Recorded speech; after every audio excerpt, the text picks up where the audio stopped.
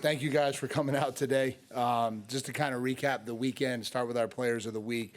Offensive line, again, it was Trey Zune. Again, he continues to be the anchor of our front. Played a really, really good game again, and so excited with how he continues to develop.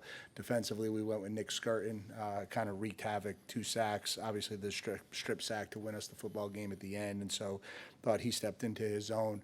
Players of the week, offensively, we went with Le'Veon Moss, over 100 yards again, doing a really nice job for us in the running game. Defensively, obviously, Nick is a part of this, but we went with Des Rick, stepping in his first game as a starter. Thought he played really, really well. And then on special teams, obviously, Tyler White had a phenomenal game, and he was named SEC Special Teams Performer of the Week, and so excited for him. I think when you recap it, we won the turnover battle 3-0. That's going to win you a lot of football games. I thought defensively we were really happy with the way our defensive line played. I thought they controlled the run game as well as the pocket. Didn't really let the quarterback get comfortable back there. Didn't let him escape either. And those two things are a really hard job. I thought we took a step in the secondary. We got our hands on a lot of footballs, made some plays back there. Still work to do to clean up some things, and certainly some areas we can get better and improve for sure.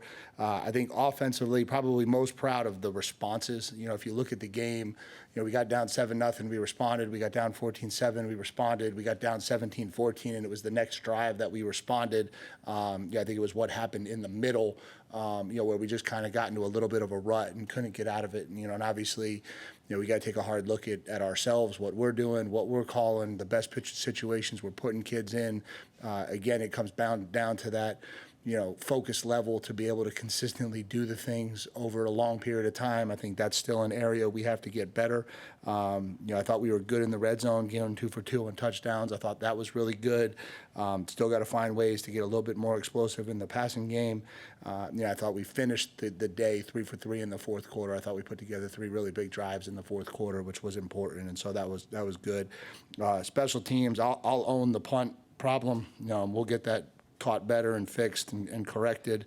Outside of that, I thought we had a pretty good day on special teams. Obviously, we punted the ball 9 times, which you don't ever want to do, but he had 6 of them on the 10 or inside the 10, right? And so I thought we controlled field position with our kicking game. I thought the effort and strain on kickoff coverage, even though they were all touchbacks, we kind of chart miles per hour and how fast everybody's running down the field. And that was our best day by far, running down the field the way we want to. And then on the punt return unit, we still just got to find some ways to create space for Terry. I think that's something we continue to try to find in different ways to create opportunities for him to get going. And so that's Arkansas. We brought the trophy home, and so that's hopefully the end of that series up in Dallas. And that trophy will stay here for a while, and so we're excited about that. Turning our attention now to Missouri, obviously a really talented team, a 4-0 football team, top 10 in the country. Eli Drinkwitz has been there for a while. A lot of respect for him, known him for a long time, going all the way back to when he was the offensive coordinator at NC State, and I was at Wake Forest, and that was the first time we went head-to-head with each other, and just a lot of respect for who he is, how he runs a program, what they do. Offensively, they're a top 20 national offense. They're 7th in the country on third down, so another really good third down unit. I think it all starts with the quarterback, Brady Cook. I think he's extremely talented, can throw the ball all over the field, does make plays with his feet, extends drives, make plays on third down, has enough athleticism to do some things running the football. Not that I don't know that I would label him a dual threat, but he makes a lot of plays with his feet, a lot more than I think people give him credit for. And he's such a winner. Like, he plays the game the right way. And so you could see why he's been really successful for them. They got an outstanding wide receiver core. Obviously, Luther Burton is the headliner. He was over 1,200 yards last year. He's about to go on pace to do the same thing again this year. And, an electric kid. They play him in the slot primarily. Theo Weiss, we're very familiar with. He's having another outstanding year for them. And then Mookie Cooper lines up on the outside. And so 3 outstanding wide receivers. Seems like they always go in the transfer portal to find a running back. They did it again with Nate Noel, who's having an outstanding year, and so they're really good. And then they got a ton of experience on the offensive line. They got 3 guys who are in their 3rd year as starters, and so it's a really good group. Defensively, they're 8th in the country in scoring defense, 3rd in the country in total defense, and so again, playing at a really high level. They got a really big physical front. Probably going to be the best one we've seen to this point. They're really athletic at linebacker. They run sideline to sideline, and really talented on the back end. Toriano Pride is an elite corner. We tried multiple times to try to get him here. He's just a really good football player. And then obviously Dre Norwood was a kid that was here in our program, and we have a lot of respect for him as a player. And so it's a talented group. It's going to be another big national stage here in Kyle Field, and so we're excited for the opportunity and turning the page forward. And so from there, I'll open the questions. Down front, Brett. How would you gauge Marcel Reed's progress after 3 starts? And is the throwing deep, you feel like the accuracy, is that just something that comes with time and more reps? Yeah, I think probably a combination of things. Certainly some throws he wishes he'd have back. I still think we're not getting to spacing in the right way, so the timing of our route concepts isn't always exactly how we want it to be too, and so it's always a combination, and then timing sometimes is the offensive line forcing the throw a little bit quicker than we want to throw it, and so I think it hits at every level. Yeah, do I think it will get better? Yes, I think we've seen it better. We just got to get it to translate consistently onto the field the way he wants to, and I think he's still making progress every single week. I do. When we put the film on, we still feel like we see positive strides forward every single week from him. He's young. He's made 4 starts, and there's still some ups and downs that come with it. But, again, ton of confidence in him continuing to move forward as we go. And how is Connor progressing? You listed as out, not just questionable going into Saturday's game. So how is he coming along? Yeah, the same. So he went to out as that game time decision because we kind of knew he wasn't going to be able to throw. And so, again, not trying to play games with that. It's just one of those things with the shoulder. And so he'll be a game time decision again this week, and we'll kind of see where it goes. Staying in the front, Travis, and then Alex. Yeah, so many you hit up so many defensive backs in the portal this year. I know there was a depleted from last year, but why was it so important to really go over and beyond to bolster that depth with, and how many guys have been rotating into this year? Yeah, I just think when we looked at the roster balance, that was the area we felt like there were massive deficiencies numbers-wise. And so, and that was no disrespect to Javon Thomas and Bravion Rogers. Like, both those kids were coming back. Both those kids are competing. Javon's played a lot. Bravion's doing a lot of good things for us on special teams. We just didn't have the volume of players and experience that you would want going into an SEC season. And so I had some openings which created, a little bit more. It's easier to go out and find kids too when there's openings.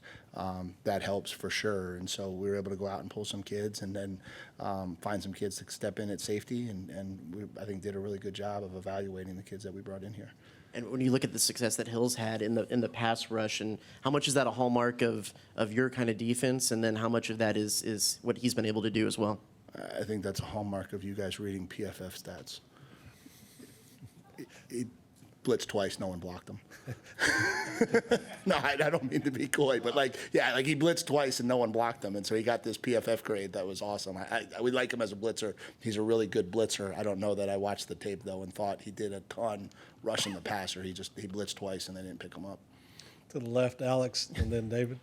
So Nick told us after the game that he felt like the defense played well, but just still a need to cut down the big plays. When you've gone back and just watched the tape the last couple weeks, what are some of the things you see that you guys are trying to correct to limit those moving forward? Yeah, it's been a huge focus on communication. That's the biggest thing, and making sure that we're on the same page across the board with what we're doing. I think Saturday the big play was at least not communication. I think it was, they ran a route, we covered the route, the quarterback extended the play, the route broke off. It was actually the clear route. It wasn't even part of the progression, but he broke off.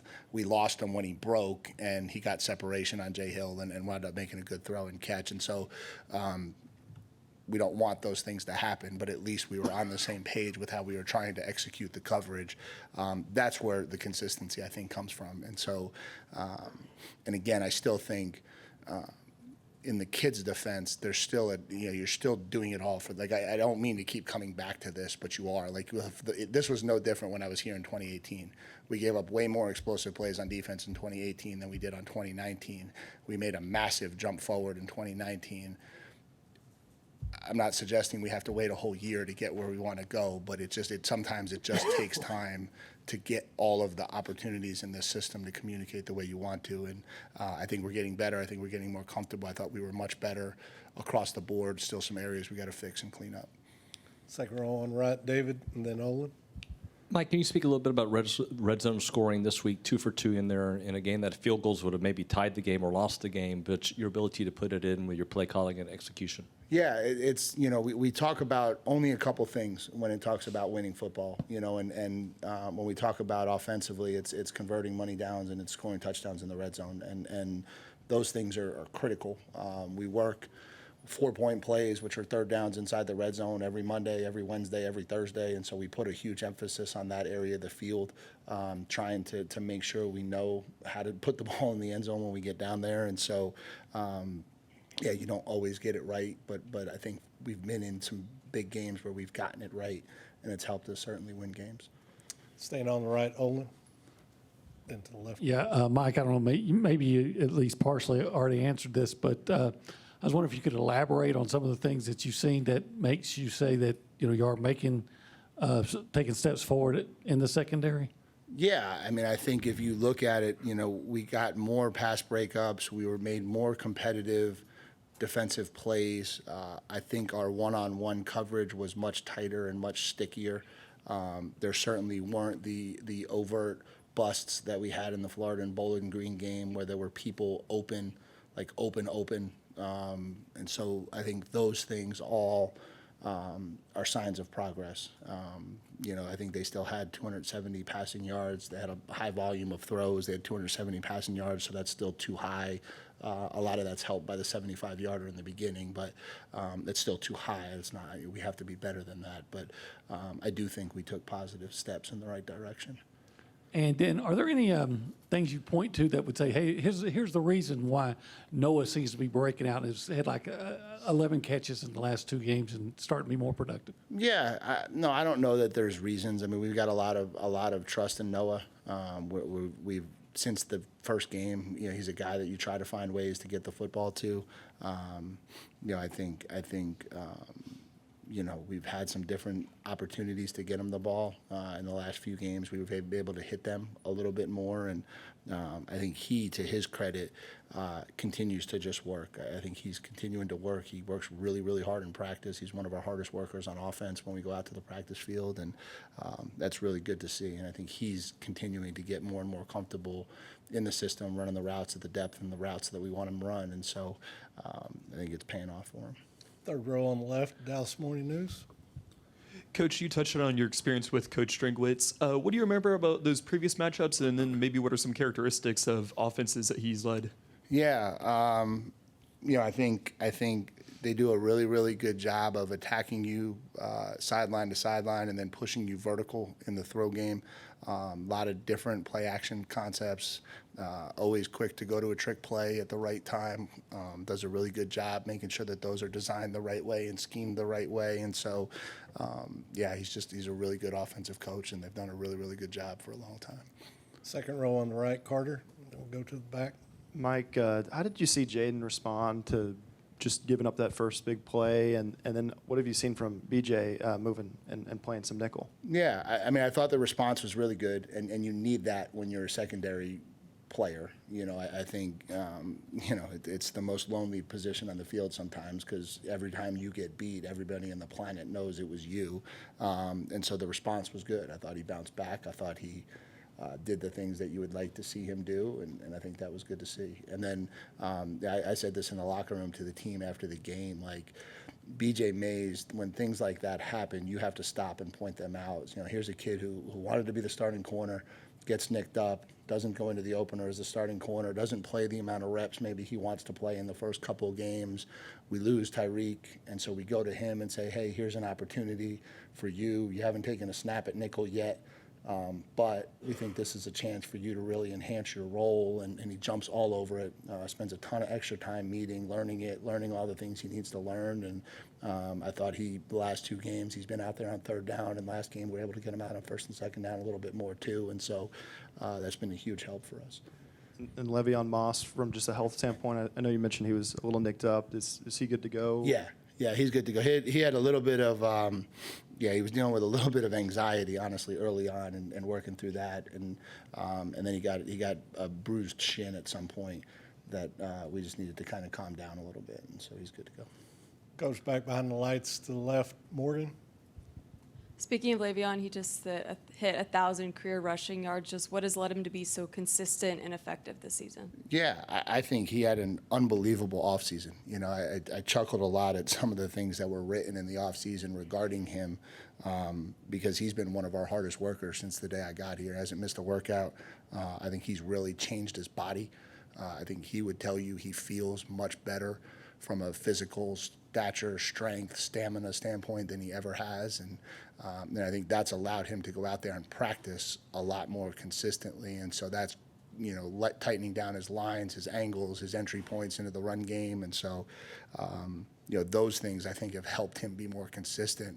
And he's got unbelievable physical ability. He always has. And so, then you see him get out in space and run the way he runs. And that's something that certainly God gave him. We didn't have a lot to do with that part of it. Let's stay back in the back on the right, Chip. Mike, as a defensive coach, you've prepared over the years for star players and guys you'd like to hold down.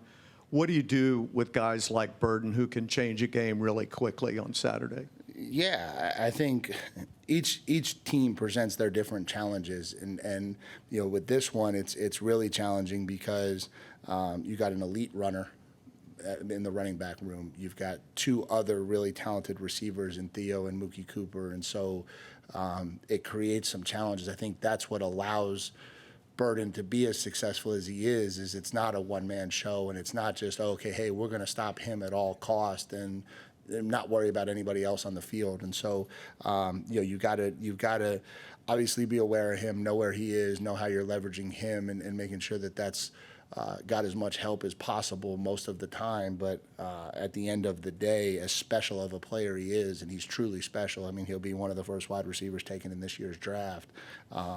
It's a really talented offense, which makes it challenging.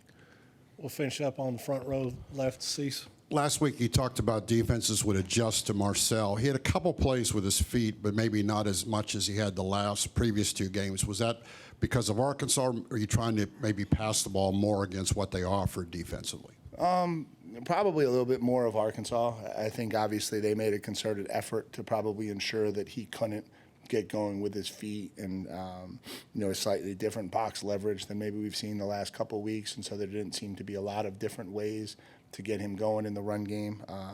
He still hit a couple scrambles and had one designed run, but I just think they were paying a lot of attention to trying to make sure he couldn't get going in the run game. And so when that happens, we've got to be able to lean on different parts of the offense, and I think that's maybe where we've got to take a step forward this week.